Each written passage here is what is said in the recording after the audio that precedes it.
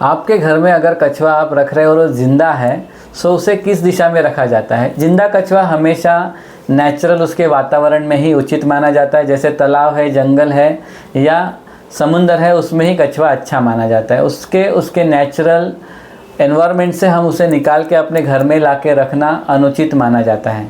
फिर भी अगर आपके घर में अगर कछुआ है तो उसे पूर्व स्थान के मध्य में या पूर्व ईशान्य में आप रख सकते हैं।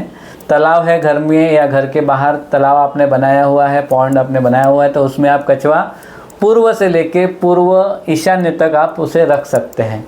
वैसे ही कछुए को अगर आप ज़िंदा आपके घर में आप पालना चाहते हैं तो उसे पूर्व से लेके उत्तर मध्य तक या वायव्य तक भी आप रख सकते हैं, यानी कि नॉर्थ ईस्ट कॉर्नर से नॉर्थ वेस्ट कॉर्नर तक या east middle of the east से लेके नॉर्थ ईस्ट कॉर्नर तक आप जिंदा कछुआ आप रख सकते हैं। वैसे ही अगर आपके घर में कछुआ है तो उसे पानी में रखना है, और अगर आपने उसे ब्रह्म स्थान में रख लिया यानी कि घर के सेंटर में रख दिया तो उसे अनुचित माना जाता है। घर के सेंटर में जिंदा कछुआ नहीं रखा जाता। वैसे ही कछुए को अगर आप नैऋत्य स्थान में यानी कि साउथ वेस्ट कॉर्नर में भी रखते हैं तो उसे अनुचित माना जाता है। वैसे साउथ वेस्ट कॉर्नर लक्ष्मी का स्थान माना जाता है और साउथ वेस्ट कॉर्नर में कछुआ रखने से लक्ष्मी की हानि आपको सहनी पड़ सकती है। और अगर आपके घर में जिंदा कछुआ आप अग्नेय स्थान में रख रहे हैं तो अग्नेय स्थान भी घर के गृहिणियों का स्थान माना जाता है। वहाँ पे आप माता गायत्री माता और माता अन्नपूर्णा का स्थान मानते हैं। तो अन्नपूर्णा स्थान के माता के स्थान के यहाँ पे अगर आप कछुआ रख रहे हैं, पानी में रख रहे हैं, जिंदा कछुआ रख रहे हैं, तो वो अग्नि और पानी मिसमैच हो जाता है। सो उस कॉर्नर में भी कछुआ ना रखें। ब्रह्म स्थान जो है घर का ब्रह्म यानी कि सेंटर माना जाता है, वो जो स्थान है वहाँ पे पानी आने से बहुत सी डिस्टर्बेंस आपके घर में क्रिएट हो सकती है।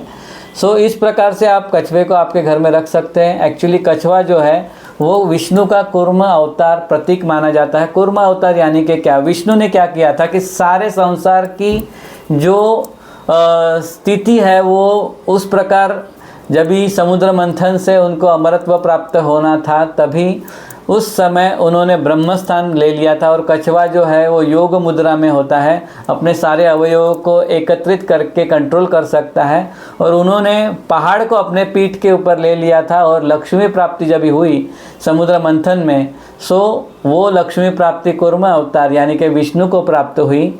और हमें अगर विष्णु के तरह अपने घर में लक्ष्मी को स्थिर करना है सो हमें भी विष्णु का कूर्म अवतार यानी कि कूर्म यानी कि कछुए को हमारे घर में आप स्थापित कर सकते हैं।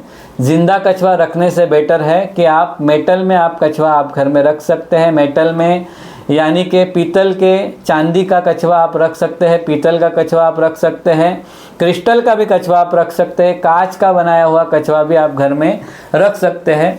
कछुआ अलग अलग मेटल का होगा, अष्टधातु का होगा, पंचधातु का होगा तो भी वो उचित माना जाता है। पीतल का कछुआ सबसे श्रेष्ठ माना जाता है। और आप तांबे में बना हुआ कछुआ आपके घर में ना रखें, वो अनुचित माना जाएगा।